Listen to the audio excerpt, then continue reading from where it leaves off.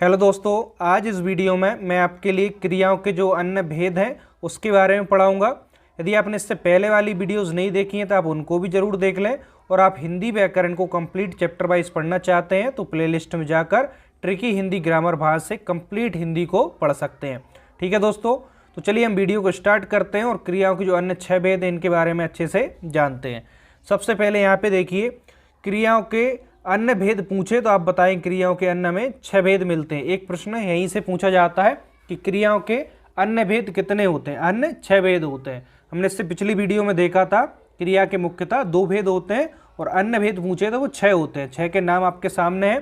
पहला देखिए संयुक्त क्रिया, दूसरा है नाम धातु क्रिया, तीसरा प्रणयार्थक क्रिया, चौथा है पूर्वकालिक क्रिया, पांचवा है द्विकर्मक क्रिया और छठा है सहायक क्रिया। ठीक है, आपके सामने 6 ही नाम हैं, आप इनको अच्छे से याद रखें, इनसे भी प्रश्न पूछा जाता है। ऐसे पूछा जाएगा प्रश्न यहाँ से कि क्रियाओं के अन्य 6 भेद में इनमें से एक कौन सा प्रकार नहीं है। 4 ऑप्शन होंगे, 3 होंगे उसमें से एक नहीं होगा, या इसका अपोजिट भी पूछ सकते हैं। ठीक है, तो इनको 6 ही नामों को आप अच्छे से याद रखें। अब चलिए हम इसके बारे में डिटेल में जानते हैं। डिटेल में प्रश्न पूछा जाता है कि एक वाक्य दे दिया जाएगा और उसमें पूछ लिया जाएगा कि इसमें इनमें से कौन सी क्रिया, संयुक्त क्रिया का वाक्य है, नाम धातु है ना, जो भी आपके सामने 6 भेद है इनमें से कोई एक का वाक्य दे दिया जाएगा और इनका नाम पूछेगा परीक्षा में। तो चलिए हम इसको डिटेल में जानते हैं। सबसे पहला देखिए, यहाँ पे जो पहला है वो है संयुक्त क्रिया। ठीक है, संयुक्त क्रिया, इसको आप कैसे पहचानेंगे? देखिए बहुत ही सिंपल है पहचानना इसको। संयुक्त क्रिया की पहले इसमें जानिए नियम क्या होता है कि 2 से अधिक क्रियाओं के योग से जो पूर्ण क्रिया बनती है, 2 या 2 से अधिक क्रियाओं के योग से जो एक पूर्ण क्रिया बनती है वो हम उसे संयुक्त क्रिया के नाम से जानते हैं। अब इसका वाक्य कैसे दिया जाएगा, उदाहरण के माध्यम से इसको समझिए। जैसे कि पहला उदाहरण आपके सामने लिखा है, श्याम खाना खा चुका। तो श्याम खाना खा चुका, तो इसमें क्रिया देखिए 2 या 2 से अधिक हैं क्या?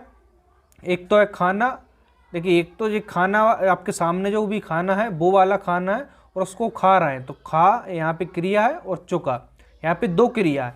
यदि इस वाक्य को आप ऐसा बोले श्याम खाना खा, तो भी इस वाक्य का पूरा अर्थ नहीं निकलेगा। श्याम खाना चुका कहें तब भी इसका अर्थ नहीं निकलेगा। यानी कि इसमें दोनों क्रियाओं के योग से एक पूर्ण क्रिया बन रही है।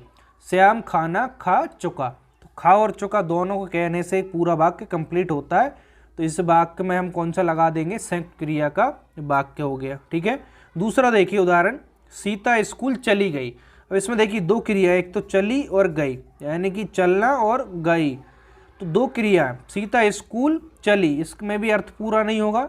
सीता स्कूल गई, इसमें भी अर्थ पूरा नहीं होगा। लेकिन इसको ऐसा पढ़ें, सीता स्कूल चली गई, दोनों क्रियाओं को एक साथ पढ़ें तो क्या होगा? इसका पूर्ण अर्थ निकलता है। तो संयुक्त क्रिया की वही डेफिनेशन होती है कि जब 2 या 2 से अधिक क्रियाओं के योग से एक पूर्ण क्रिया का अर्थबोध हो, उस वाक्य में हम संयुक्त क्रिया को टिक करेंगे। ठीक है, समझ गए इसको, संयुक्त क्रिया को अच्छे से। अब दूसरा देखिए, यहाँ पे जो दूसरा है वो कौन सा है? नाम धातु क्रिया। दूसरा है नाम धातु क्रिया। इसको कैसे पहचानेंगे? इसको भी पहचानना बहुत ज़्यादा सिंपल है। इसमें हमें संज्ञा सर्वनाम विशेषण से बनने वाली जो क्रिया होगी वो नाम धातु क्रिया कहलाएगी। संज्ञा सर्वनाम विशेषण, इनके बारे में हम डिटेल में पढ़ चुके हैं। यदि नहीं है आपके लिए मालूम तो मैं फिर से यहाँ पे शॉर्ट में बताता हूँ। संज्ञा, किसी भी व्यक्ति वस्तु स्थान प्राणी के नाम को संज्ञा कहते हैं, और संज्ञा के स्थान पर जिन भी शब्दों का उपयोग करते हैं वो सर्वनाम कहलाते हैं। यह वह है ना। विशेषण जो क्रिया की विशेषता बताता है उसे विशेषण कहते हैं। इनके बारे में हम डिटेल में भी पढ़ चुके हैं। उदाहरण समझिए, नाम धातु क्रिया के उदाहरण कैसे मिलेंगे, बात समझ में आ गई। संज्ञा सर्वनाम विशेषण से जो भी क्रिया बनेगी वो नाम धातु क्रिया कहलाएगी। जैसे कि इसको उदाहरण देखिए, पहला हाथ से हते आना, यानी हाथ क्या है? संज्ञा है, इससे हते आना, इस तरह एक क्रिया बन रही है उसे नाम धातु क्रिया कहेंगे। चिकना, चिकना का एक तरीके से विशेषण है, चिकना से चिकनाना है ना, इस तरीके से जो क्रिया बनेगी वो नाम धातु क्रिया कहलाएगी। पहचानना इसको बहुत ज़्यादा सिंपल है।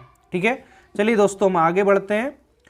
अब तीसरी क्रिया के बारे में देखिए, यहाँ पे तीसरी क्रिया है प्रेरणार्थक क्रिया। नाम से ही क्लियर है, प्रेरणार्थक क्रिया, यानी कि जिस क्रिया से ज्ञात, यहाँ पे गलत लिखा है, ज्ञान या ज्ञात, ठीक है दोनों ठीक ही है। जिस क्रिया से ज्ञान हो कि कर्ता स्वयं कार्य न करके किसी अन्य को कार्य करने के लिए प्रेरित करता है। यानी कि प्रेरणार्थक क्रिया में क्या होता है, जो कर्ता होता है वो स्वयं कार्य ना करके किसी और को कार्य करने के लिए प्रेरित करता है, वहां पर प्रेरणार्थक क्रिया होगी। उदाहरण समझिए, इस वाक्य में देखिए, श्याम राधा से खाना पकवाता है। देखिए श्याम खुद खाना नहीं पका रहा लेकिन वो राधा से पकवा रहा है, यानी खुद कार्य न कर कर अन्य से कार्य कराए, वहां पर प्रेरणार्थक क्रिया होगी। श्याम राधा से खाना पकवाता है, तो श्याम जो है वो किससे खाना पकवा रहा है, राधा से, यानी खुद काम ना करके किसी और से करा रहा है, यहाँ पे प्रेरणार्थक क्रिया होगी। दूसरा वाक्य देखिए, अध्यापक बच्चों से पाठ पढ़वाता है, यानी अध्यापक खुद पाठ ना पढ़ के बच्चों से पाठ पढ़वाता है। आपने गवर्नमेंट स्कूल में देखा होगा, इस तरह से होता है कि अध्यापक खुद पाठ को ना पढ़ाकर बच्चों से ही पाठ पढ़ा देते हैं और उसको कंप्लीट करा देते हैं। हमारे साथ भी बहुत हुआ है, हमने भी बहुत ज़्यादा पाठ को पढ़ा है, ठीक है। तो यदि आपने भी सरकारी स्कूल में पढ़ा है तो मुझे नीचे कमेंट्स में ज़रूर बताइए। देखिए इसमें समझ में आ रहा है, अध्यापक बच्चों से पाठ पढ़वाता है, यानी अध्यापक खुद पाठ ना पढ़कर बच्चों से पाठ पढ़वाता है। तो जब खुद ना कर किसी अन्य से कार्य कराए, वहाँ पर प्रेरणार्थक क्रिया होगी। बात समझ में आ गई। चलिए हम इसका चौथा जो क्रिया है पूर्वकालिक क्रिया, उसके बारे में देखते हैं। देखिए चौथा है पूर्वकालिक क्रिया। इसको कैसे पहचानेंगे कि जिन क्रियाओं के पहले कोई अन्य क्रिया आए, यानी कोई क्रिया दी होगी उसके पहले कोई अन्य क्रिया आ जाए तो वहाँ पूर्वकालिक क्रिया होगी। जैसे कि इसका उदाहरण देखिए, वह खाना खाकर सो गया। देखिए वह खाना खाकर सो गया। देखिए इसमें क्या हो रहा है, एक खाकर और दूसरा सो, यानी सोने से पहले एक क्रिया आई।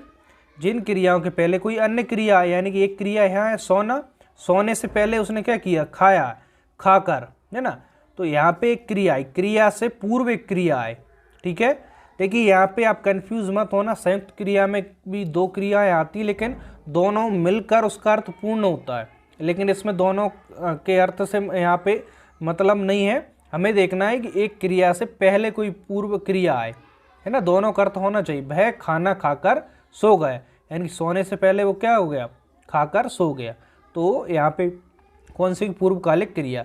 इसमें अधिकतर एक चीज़ और याद रख सकते हैं कि इसमें जो कर है वो एक जो क्रिया होती है उससे पूर्व क्रिया में कर इस तरीके से जुड़ा हुआ होता है, ऐसे भी पहचान सकते हैं।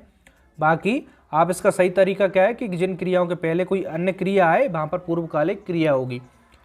इसमें देखिए, अपना पाठ पढ़कर खेलो, अपना पाठ पढ़कर खेलो। यहाँ पे खेलना एक क्रिया है और दूसरी कौन सी, पढ़ना। तो खेलने से पहले क्या कह रहा है, पढ़कर खेलो, यानी कि पहले पढ़ लो और फिर खेलो। तो यहाँ पे क्रिया से पूर्व क्रिया आ रही है, तो वाक्य किसका हो गया, पूर्वकालिक क्रिया का, ठीक है। तो इसमें पहचान लेंगे। अब देखिए यहाँ पे अगला देखिए, द्विकर्मक क्रिया। द्विकर्मक क्रिया को कैसे पहचानेंगे, इसको भी पहचानना बहुत आसान है। जिस क्रिया के दो कर्म होते हैं, यानी कोई क्रिया होगी उसके यदि दो कर्म हो तो वो द्विकर्मक क्रिया होगी। उदाहरण देखिए, शिक्षक ने विद्यार्थी को पुस्तक दी।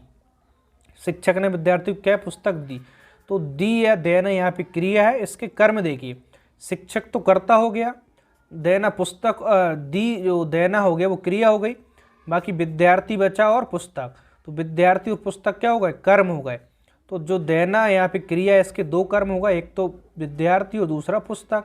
तो जिस क्रिया के दो कर्म हो वहाँ पर द्विकर्मक क्रिया होगी। आई होप आपको समझ में आ गया होगा। दूसरा उदाहरण देख लीजिए, राम ने रावण को धनुष से मारा। तो राम यहाँ पे क्या है, कर्ता है, और मारना यहाँ पे क्या है, क्रिया है। तो देखिए कर्ता हो गया, क्रिया हो गया, बाकी रावण और धनुष जो बचा वो क्या है, कर्म है। यहाँ पे रावण और धनुष क्या है, कर्म है। तो जिस क्रिया के दो कर्म हो, यहाँ पे दो कर्म है, एक तो रावण दूसरा धनुष। तो जिस क्रिया के दो कर्म हो वो वहाँ पर हमारी कौन सी होगी, द्विकर्मक क्रिया होगी। बात क्लियर है। चलिए जो इसका लास्ट प्रकार है उसको और देख लेते हैं, सहायक क्रिया, ठीक है। देखिए सहायक क्रिया के बारे में और देख लीजिए। सहायक क्रिया बहुत ज़्यादा सरल है, यानी कि मुख्य क्रिया के साथ प्रयुक्त होकर अर्थ को स्पष्ट और पूर्ण करने में सहायता करती है।